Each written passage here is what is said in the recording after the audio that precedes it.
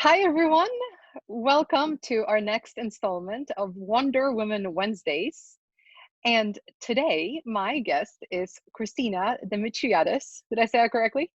Yes. Awesome. Wonder Woman Wednesdays is a little break for us every single week where we get to know a Wonder Woman from somewhere in the world and we get to learn what makes her tick, what her journey was, and how she makes the world a better place. So, Well, welcome, Christina. thank you, Magda. Thank you so much for the invitation. Real No pleasure worries. to be here. And I'm trying to Um, adjust the light as we yeah, speak. you're trying to just the light because it is sunset where you are in beautiful, Yeah. beautiful Cyprus. Yes. And it's a beautiful time of day, but it's all behind me now. So Ba-dum-bumps. Nice, I like it. um, you're coming to us from Cyprus, where you are currently serving as the president of EMCC for Cyprus. Is that right? yes, that's correct. And congratulations are in order because you are also the recipient, literally last week, of the prestigious Global Coaching Award from EMCC. Thank you so much. Thank you really so much. And I reciprocate the congratulations because I know Coach Sharia was also a winner for this year's Yes.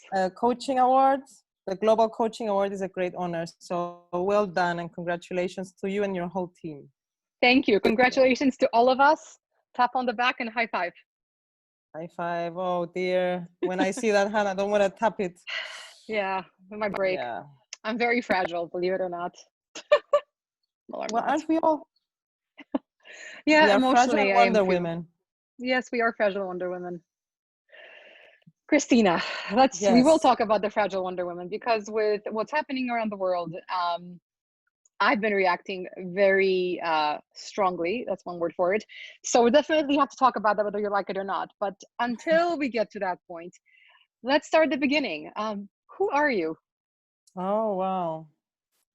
How can I answer that question? There's a zillion ways to answer that question. Can I go by my animal? Can I go by my values? Can I go by my profession? Can I go by my hobbies, my volunteering, my All of the above identity? sounds good. Right. Do you have 3 hours? We can Okay. edit. Okay. There's a magic of editing later. Okay. Good. Well, I work as a personal leadership coach and trainer and coach supervisor. So one thing I will say about my work, which I really, really love, is that it was not an easy path to get here. I made a very conscious decision about 10 or more years ago about 10 years ago, yes, to retrain and leave a job that offered permanent career security with a good salary in a prestigious public sector office. So I'm very consciously doing what I'm doing and I love it. I love empowering people to find their strength, to do what they want, to self-actualize and be self-sovereign and confident in doing whatever they're doing, leading themselves, leading their lives, leading their careers, leading their communities. Yeah, so that's the professional part. I am an owl. Yes.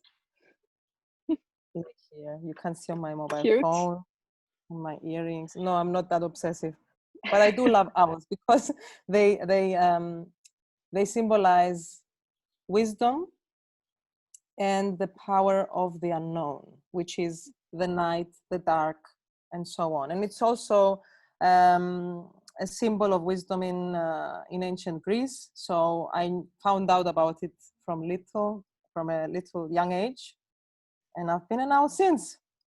What else? I really enjoy spending time in nature. I really enjoy feeling useful in my context, whatever that is, whether it's very strictly speaking professional context or a social context or a volunteering context. Um, I like meaning, and I've been looking for meaning since I remember myself. My first degree was in philosophy, in search of that meaning, following our ancestors, if you like, in search of meaning.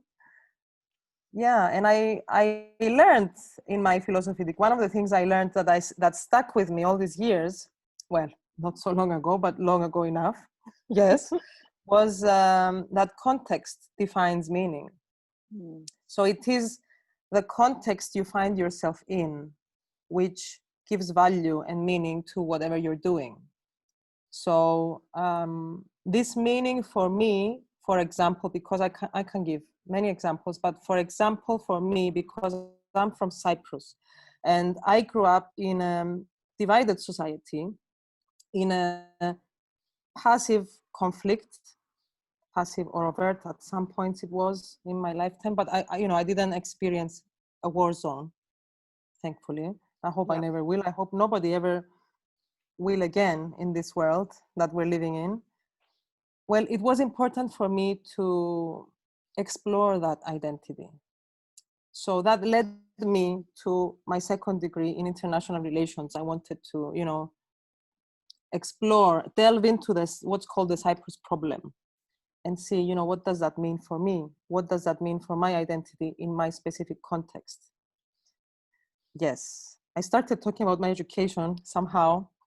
Well, after more or less working for about a decade in the public sector, I retrained, and then, long story short, I launched my coaching and training practice. Yes. Are you covered? More questions on this? I have lots of questions. What strikes me as really interesting is the deliberateness of the path you chose. That's really, really rare, I think. I'm just trying to think of people that I know. There's maybe two that I can name where I know they've chosen a path for specific reasons, and they planned years and years ahead to get to where they are because they stuck with that path. The rest of people in my orbit, including myself, kind of fall into things or evolve into things. So it's pretty neat that you were so deliberate. How did that come about? Did you just one day wake up and be like, that's it, this is what I'm doing and I'm going to get there? Or what was your journey to get to that point? That's a good question. Well, let me go a bit back. Okay, so when I did enter the public sector, I had a job that was in the human resources sector, but it was mostly executional because, you have to follow the law and blah, blah, blah. It's very bureaucratic, if you like, part of it at least. Anyway, I had studied up until then philosophy and international relations. So having mentioned my search for meaning, I personally, on a soul level, and I will come back to that, didn't feel like I found a lot of meaning there. And I say on a soul level because on a competences level, I learned a lot. It was a great opportunity to learn so much about how the Cyprus society works and societies work in general, and how to assert your civic rights, and how the government machine works, and how do I make sense of claiming my rights in this context, and so on. So I felt from the start that, okay, I will probably not stay here forever, but I just didn't know what to do. So I allowed myself the time to learn and to also explore. And what came as a gift in that context was the daily contact I had with hundreds and hundreds and hundreds of applicants who all wanted a place in the sun. They all wanted to get into the public sector because of the career security. And there's no judgment here. I explored it and empathized a lot with these people. Some of them applied for 30 different jobs. Oh, wow. Unrelated, just to get in the public sector and have a place in the sun. In empathizing with these people, I realized, that there's a social psychology of Cypriot citizens having been oppressed for centuries. Seeking security is a big issue, and also having been socially conditioned as followers and not leaders. So that's where I realized that people lack vision. People around me, at least in my context then, lacked vision and aspirations and meaning. So I set out to help people find that meaning. And just at the end of the day, this translates very simply to being happy in their own skin. Mm. So in your current role, when you work with people, they self-identify that to come to you, right? They identify that something is missing, and therefore you can help them find this meaning. What about those people who don't self-identify? What can we do as coaches, as friends, to help them figure out what is that hole that they can't quite put a name on yet? Yes, well, the first thing is self-awareness. That's the foundational stone of the cornerstone of emotional intelligence. And we need to be emotionally aware of what's going on inside us. Why am I feeling frustrated? Why am I feeling upset? Why am I feeling angry? And I don't know why, why am I feeling like I don't want to wake up and I don't want to get out of bed every morning? So the first thing to do is to develop that self-awareness. And then there are people who come to me with very clear goals and very clear issues that they want to resolve. It could be a career decision or a big decision in their life, or it could be, I'm going through a divorce, a huge life change, and I need to self-manage. Self-management is the second step in emotional intelligence. And then we look at different tools. There's a whole range of tools for self-management. The core, though, that even a friend could help with is self-awareness. And that's what we do in dialogue, in constructive dialogue. We reflect back to each other what the interlocutor, what the other person is saying.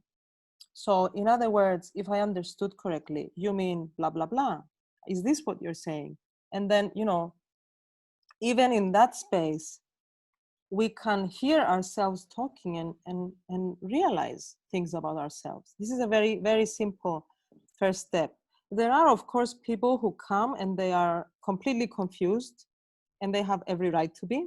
We have every right to feel whatever we're feeling at any point. We are emotional beings. And then we learn to identify those emotions and learn to manage them so that we can proceed to self-actualize.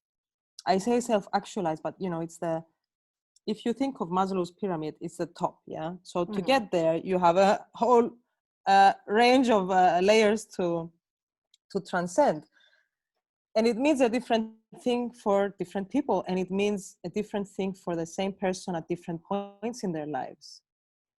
So if you like, it has to do a lot with the ability to see the big picture and draw meaning from that, because we do want to feel like what we do in our lives, that how we spend our time, our most valuable resource, is meaningful. If there's no point to it, then we feel useless and we feel frustrated and we don't know what's going on and we don't know how to process all these emotions that are going through us. It can get very, very toxic for us. So again, back to self-awareness, it's the best first step that we can take. Be yourself. How am I going to be myself if I don't know who I am? Socrates said that. I love Socrates. Good guy. It resonates with me a lot. And actually, I think when you and I first spoke, I think it was you who asked me, "Hey Magda, are there too many coaches in the world?" And I think so. Okay. I think you're being cheeky, but I think so. I don't remember. Anyway, but someone asked me, and somebody I enjoyed talking to. Okay, so maybe it wasn't you. Thank you for the compliment. As you're talking, it's occurring to me that a lot of times what a coach does, it's like an amalgamation of what an individual's entire universe of people technically can do. So you mentioned a decision around divorce or career, or there's all these things that I can think of. Oh yeah, well, I would have gone to this particular friend about that, or I would have gone to mom or whatever. It just occurs to me that coaching skills really are life skills, eh? Like if we had more coaching skills, we would really be able to improve our daily interactions and our own, yeah. Yes. This is why coaching is an amazing thing to invest in for everybody. And a good coach has been through coaching. You can't be a good coach without having been through it yourself, I believe. You know, it's really important to own the process for yourself as an individual first. It helps to empathize with your clients at the different stages. And I want to come back to what you said, because, okay, we need to distinguish between friendship and coaching. Coaching, Yes. you know, is a whole methodology. You can be trained in it. You can be accredited in it. There's a whole toolkit that you can keep developing for life. We are lifelong learners. We are open-minded, hopefully, and we can withhold judgment in Which terms a of, friend might you know, not be able whatever to we're do. receiving. Sorry, yes, a friend might not be able to do that. Yeah. And you know, if you like, even a coach in his or her personal life may not tend to do that. Even though, okay, I believe that it needs to be a practice, you know, an attitude to life, if it's going to work. Otherwise, there needs to be, it's doable, there needs to be a very conscious effort to employ that during your sessions, your coaching sessions. So when you wear the coach's hat, you know what comes with it, because it's a great responsibility. You know, it's a great responsibility to be someone's coach. You can influence them about their life, their whole sense of identity, their whole sense of self-worth. And in that responsibility lies amazing potential to create positive impact, which is my personal drive. I find meaning in creating positive impact. I try. That's my effort. So speaking of the positive impact, let's talk about you volunteering. Right. Okay. What's the question? Tell me what you're Where shall doing. I? I mean, I know your work with youth in conflict areas, which I find fascinating and heartbreaking a little bit. Yeah, I'd love to hear what do you do? Who do you work with? Right. Okay. Very, Tell us very happy everything. to answer that. Yes, I will. I'll spill it. So, okay, the first thing that comes to mind is the EMCC.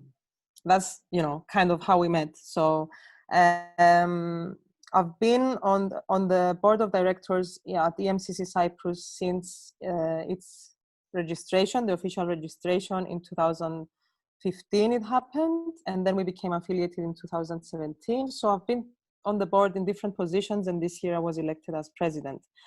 And that is a voluntary position. So there's a lot of community building and a lot of management and then organizing events and how to offer services to our members that add value to their professional practices in coaching, mentoring, and supervision.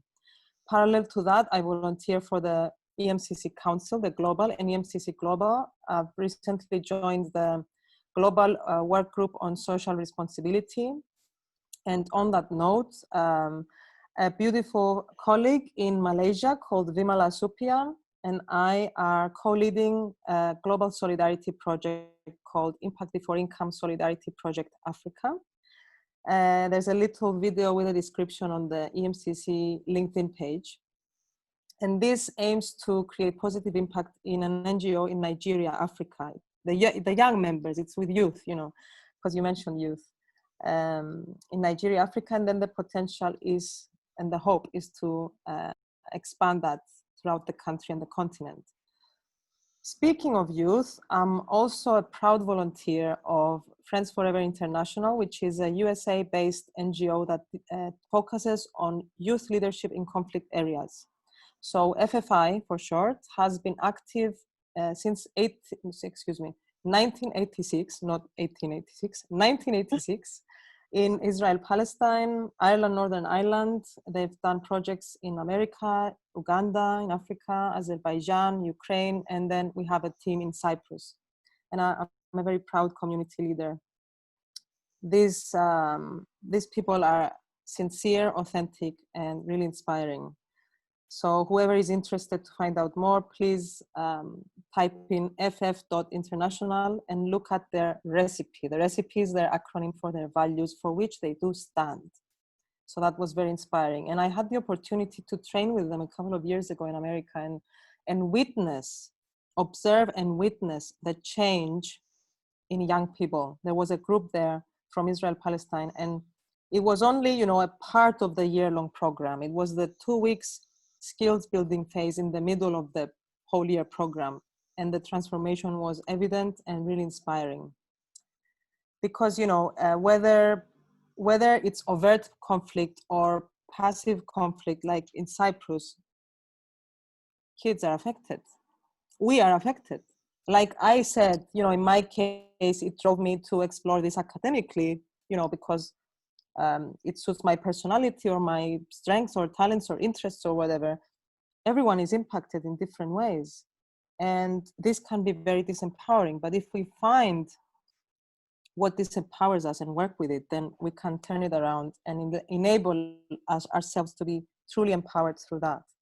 I also volunteer with a movement which was initiated by an American lawyer in Cyprus. She's called Patricia Martin, an amazing, really, really smart lady. She came to Cyprus on a Fulbright scholarship, and she revolutionized the way domestically abused people, most often women, claim or assert the right to no contact, the right to no contact by their abuser or perceived abuser. Because, you know, previously an abused woman, let's say in a village, would have to find a lawyer, pay a lot of money, be emotionally exposed on top of the drama, and then people would talk because she would have to go to court and testify, and people would be finger pointing, and that would create more trauma. So it averted women from reporting abuse.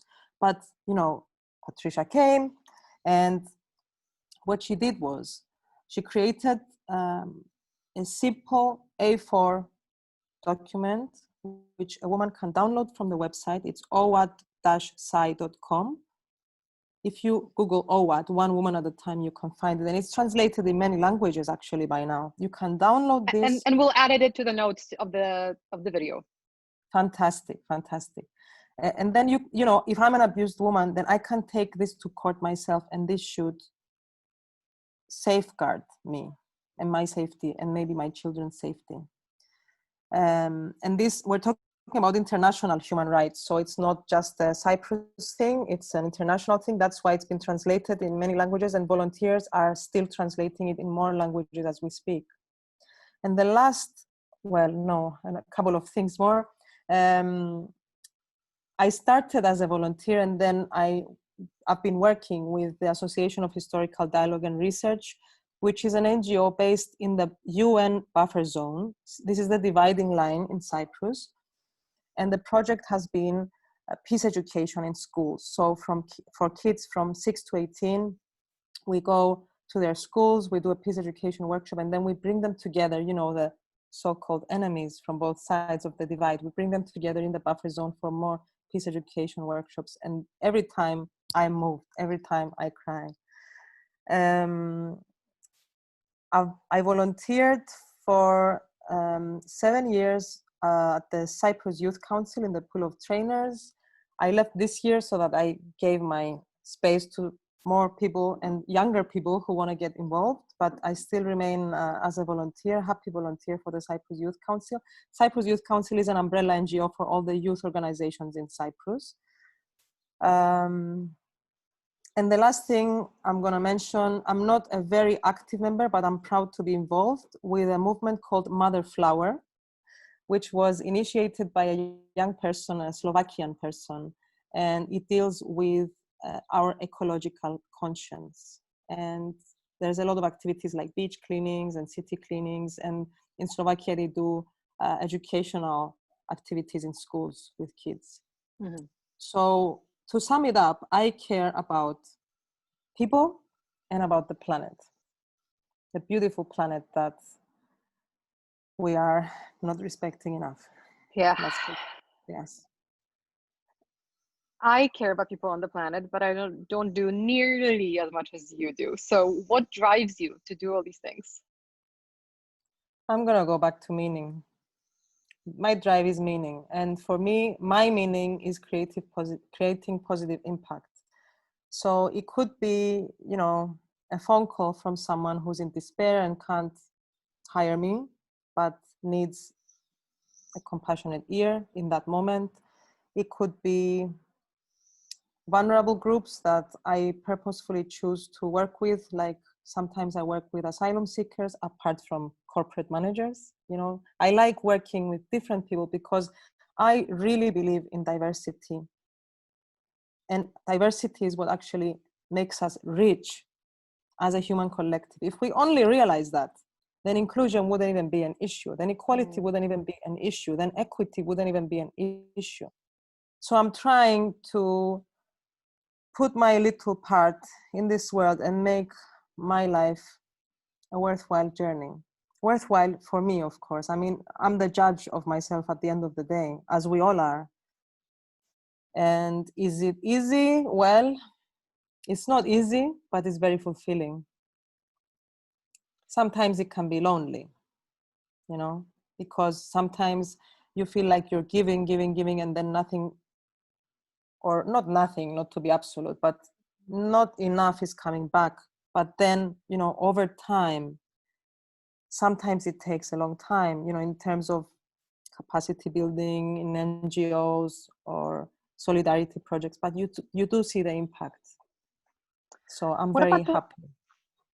What about the emotional impact on you? Because like I'm literally struggling to breathe right now. I've been struggling to breathe for about the last 2 weeks, and no, nothing is wrong with me. It's just I'm feeling so much anxiety. The protests, the violence is that is happening currently in the US is really getting to me. And as much as I try, and I'm a pretty self-aware person, I can't seem to control this one part. I very physically react to things that stress me out, and especially with racism, I just don't understand it. I never understood it. I will never understand it because it's like it's just such an arbitrary thing to hold on to, the color of skin. I don't understand why anybody would have anything against somebody of other color. So anyway, that's just a conversation for another time. But point is that, you know, when stuff like this happens, I don't deal with it very well. And maybe the reason why when I look for meaning, the way that I find it isn't through volunteering. I like to do things that are more detached. I try to channel my skills in a way that's helpful, but not necessarily there in person. So, you know, put in perspective, I love animals. Animals are my favorite. I want to rescue all of them. But when I volunteered for a shelter, I volunteered with the website, not to actually walk the pups and kittens, because I think my heart would break. How do you how how do you deal with it? Well, I can't talk about the kitten I have in my bathroom at the moment, but I because my other two cats don't like her, so she has to be. No. Yeah. Well, okay. Thank you for sharing that, first of all. Thank you for being beautifully open and raw in your vulnerability, because that's what makes us human and that's what makes us beautiful. It's a fine balance between being positive and being realistic. This is how I process it, you know, on a personal level. I'm very positive. I'm a very positive person, but I'm also very realistic. And sometimes reality is really too heavy to bear. I agree with you. Sometimes also I feel overwhelmed. Yes, I'm a coach. Yes, I help people, but yes, I'm human too. And yes, I have emotions that I need to acknowledge and manage as well. Yeah. So I'm going to go back to self-awareness and then emotional management, and whatever tools or people with tools that are within your reach. So within your support system, I would say reach out, because it's, again, in our unity that we are richer. I don't need to go through anything alone. I can always reach out to people around me, whether they're friends, relatives, or professionals. And I do, because I stand for what I do. Of course, I have my own coaches and supervisors, you know. And sometimes when I lose hope, because sometimes, you know, I'm very strong, but I'm also very sensitive, and it doesn't always come across, because people see, you know, the strength and they're like, okay, she's a strong woman and that's it. No, that's not it. I'm really sensitive, and I will cry with things like what's happening in America. It breaks my heart. It breaks my heart. Then we breathe. We sit with our emotions. We acknowledge them. We work with them. And then we try to find something we can do from wherever we are. It might be tiny compared to the whole amount of work that needs to be done to take humanity forward. But if we all do this tiny thing, then we will create positive impact and a momentum. And there is a momentum. I'm witnessing this around the world. People are protesting, for example. That's one thing. A friend was telling me what the mayor of Washington did the other day. She had the road painted. That's amazing. That's it's pretty another brilliant. thing. Yeah, wasn't it? It could be chatting to people who are oblivious to these things and raising awareness and helping people awaken to our human potential, because that's where hope lies for me. That's my world theory, if you like. And I allow myself to break down sometimes, and then I build myself up, through my own self-management skills, but also through my support system, because we all need one. And we are going through very challenging times, Magda. I mean, this COVID, we haven't seen the bad side of it yet.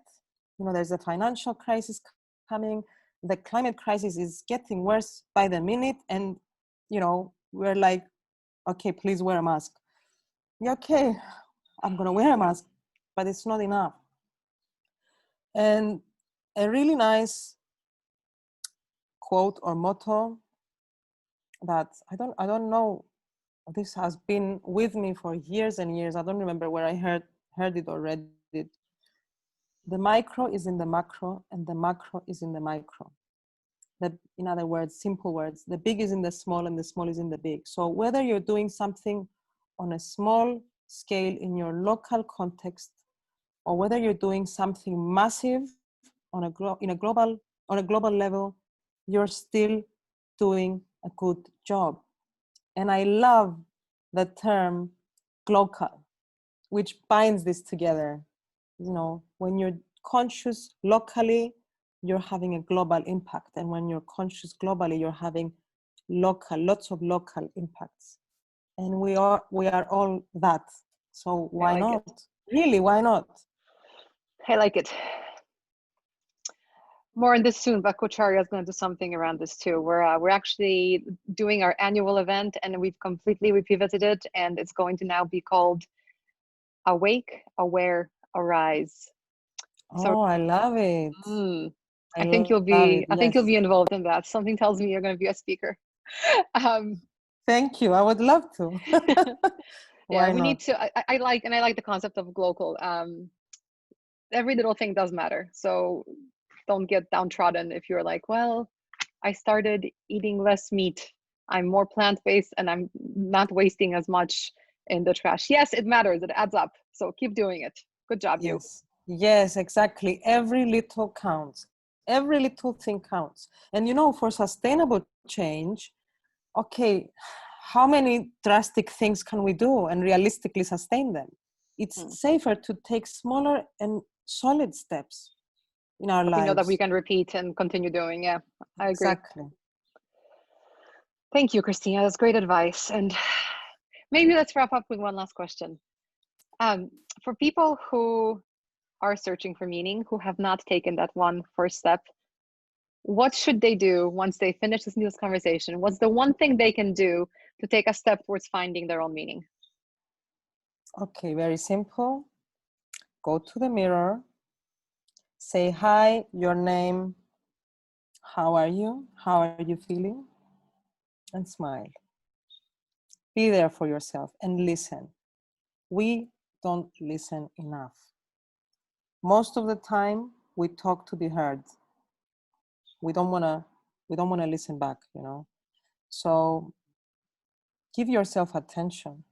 Give yourself proper attention, like you are your best friend, because potentially you are.